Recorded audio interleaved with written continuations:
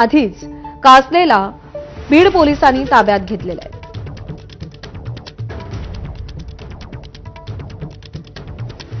Mickey Ghai आपल्याला या सगळ्या संदर्भात अधिक अपडेट देईल। मिकी, निलंबित पोलीस PSI जो आहे रणजित, त्याला बीड पोलिसांनी पुण्यातून ताब्यात घेतलेला आहे आणि ते CCTV फुटेज आपण दाखवतोय। अर्थात जर आपण बघितलं तर काल रात्री तो दिल्लीहून पुणे विमानतळावर उतरला तेव्हा ABP माझानी त्याची मुलाखत घेतलेली होती। तो कुठं पळालेला आहे, एवढ्या दिवस कुठं होता, कुणी त्याला सुपारी दिली, खरं तर त्याच्या खात्यावर देखील जवळपास 10 लाख रुपये आलेले आहेत। नक्की ते 10 लाख रुपये कुणी दिले होते, कुणाची सुपारी घेतलेली होती आणि तो कुठं कुठं पळतोय, असे वेगवेगळे प्रश्न त्याला विचारलेले होते आणि त्यांनी स्वतः सांगितलं होतं की मी उद्या बीड पोलिसांना जाऊन सरेंडर होणार।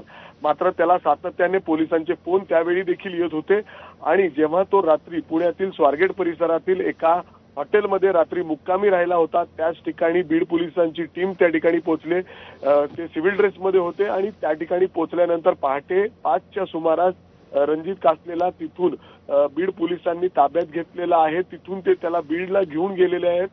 त्याला त्या ठिकाणी गेल्यानंतर अटक दाखवलं जाईल, तिथल्या कोर्टात उभं केलं जाईल, अर्थात त्याची कस्टडी मागितली जाईल। कारण गेल्या काही दिवस तो ज्या पद्धतीने सोशल मीडियावर वेगवेगळे रील्स अपलोड करतोय, स्टेटस अपलोड करतोय आणि ज्या पद्धतीने तो पोलिसांना चॅलेंज करत होता, आता त्याला अटक केल्यानंतर पोलीस पुढील कारवाई करेल। मात्र आता जर आपण बघितलं तर रात्री तो दिल्लीला गेले 4-5 दिवस होता। तो एअरपोर्टवर लँड झाल्यानंतर त्यांनी माध्यमांना मुलाखत दिली आणि त्यानंतर आता तो रात्री पुण्यामध्ये होता। बीड पोलिसांनी त्याला ताब्यात घेतलेला आहे, पुढील कारवाई ते करतील।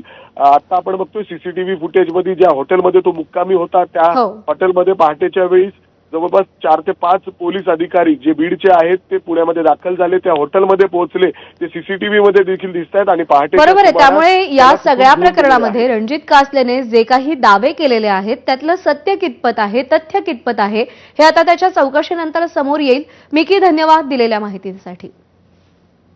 तर काल पुण्यामध्ये आल्यावर रणजित कासलेनं पुन्हा आरोपांच्या फेरी झाडल्या, त्याच्याशी आमच्या प्रतिनिधींनी बातचीत केली होती, पाहूया। निलंबित PSI रणजित कासले सध्या पुणे विमानतळावर पोहोचलेले आहेत। तुम्ही विमानतळावर पोहोचलात, गेले कित्येक दिवस तुम्ही कुठं होता, तुम्ही फरार आहात, तुमच्यावर गुन्हे दाखल आहेत?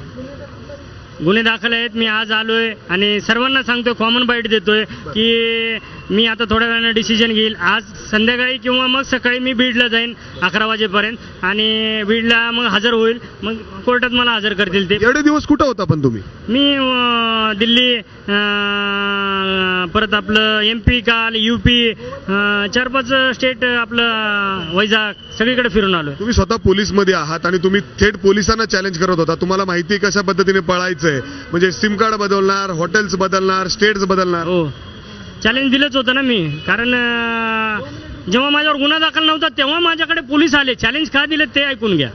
गुन्हा दाखल नसताना माझं लोकेशन काढलं, त्यांना अधिकार नाहीत। एखाद्या व्यक्तीवर गुन्हा दाखल आहे तरच त्याचं लोकेशन पोलीस काढू शकतात। तर माझ्यावर गुन्हा दाखल नव्हता, तर माझं लोकेशन काढण्यासाठी गुन्हा दाखल केला, माझ्यावर अंकुश आणण्यासाठी गुन्हा दाखल केला। महिन्याभरापूर्वी मी ते शब्द बोलला होता की कुत्र्याबद्दलचा, तर त्याचा ज्या दिवशी मी चॅलेंज केले SP आणि उस्मान शेख बीडचे LCBचे PI, त्या दिवशी माझ्यावर गुन्हा दाखल झालेला आहे। त्याचबरोबर तुम्ही एक व्हिडिओ रील जे सोशल मीडियावर टाकताय त्याच्यामध्ये तुम्ही सांगितलंय तुम्हाला एक सुपारी देण्यात आलेली होती वाल्मिक कराडांची, कुणी दिली होती, काय होतं, थोडंसं माहिती द्या, कारण ती महत्वाची आहे। जी तुम्ही आरोप करताय ते खूप महत्वाचे आहे। बॅग घेऊ द्या, तुमच्याकडे पुरावे सुद्धा आहेत मोबाईलमध्ये, तुमचे 10 लाख रुपये आले, तेवढंच तेवढं सांगा। नाही आले, ते त्याची चौकशी होईल, त्यानंतर मला न्याय भेटेल। फक्त मला तुमच्या माध्यमातून एवढंच सांगणं, माझ्या घरच्यांना काही त्रास देऊ नका, माझे मुलं शाळेत जातात, त्यांना काही बोलू नका, सर्व पालकांनी त्यांना समजून सांगा। ही माझ्या एकट्याची लढाई नाही, त्यामध्ये आपण सर्वजण आहेत। जसं मीडियाने साथ दिली तशी जनताही देते, माझी लातूरकर सगळे सुज्ञ नागरिक आहेत, तेही मला साथ देतील। तर अशा प्रकारे माझं एक आव्हान आहे तेवढं। पुढची बातमी पाहूया। बीड जिल्ह्यातील अमानुष मारहाणीचा प्रकार जितेंद्र आव्हाडांनी